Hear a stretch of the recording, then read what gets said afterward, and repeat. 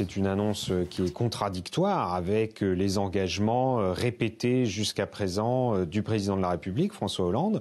Il y a encore quelques semaines, dans une interview au magazine Le Parisien, François Hollande a redit: pas de démarrage de chantier tant que les recours juridiques ne seront pas épuisés. Et il a même précisé: les recours ne sont pas épuisés.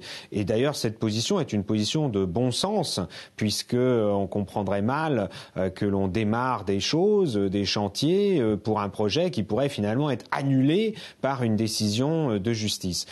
Au-delà de cela, c'est tout à fait regrettable. Moi, je condamne totalement cette annonce du préfet de région et derrière lui du gouvernement, car cela va refaire monter la controverse, refaire monter la polémique autour de ce projet qui en a déjà fait naître beaucoup par le passé, refaire monter sans doute aussi les crispations, les tensions. Nous n'en avons pas besoin dans notre région, ici en Loire-Atlantique, et par ailleurs tout cela pour très peu de choses, car quand on lit vraiment le communiqué du préfet, au-delà du titre, qui est faux, puisque dire que l'État va reprendre les travaux n'ont jamais commencé. Donc on ne va pas reprendre des travaux qui n'ont jamais commencé. Il y a eu une tentative en 2012 de lancer des travaux et on sait comment ça s'est terminé avec un blocage total, des manifestations d'une ampleur inégalée. Et en fait, dans le communiqué, ce sont simplement des actes de procédure qui sont annoncés, le lancement d'un appel d'offres pour du défrichage, du débroussaillage. C'est totalement incompréhensible qu'on parle de reprise de travaux pour cela. Ce sont des gesticulations dont on se passerait bien.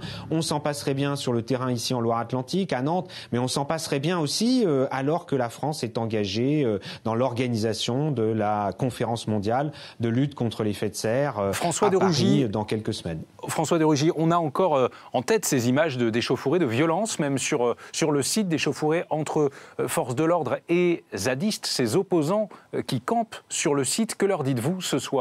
C'est un message d'apaisement que vous adressez ou pas ? Je crois que, évidemment, tout le monde doit prendre sa part dans l'apaisement. Malheureusement, là, la décision, l'annonce du préfet de relancer encore une fois des actes de procédure risque de faire remonter la mobilisation, mais aussi une certaine crispation. Évidemment, moi, j'ai toujours condamné tous les actes violents, toutes les dégradations, c'est inacceptable.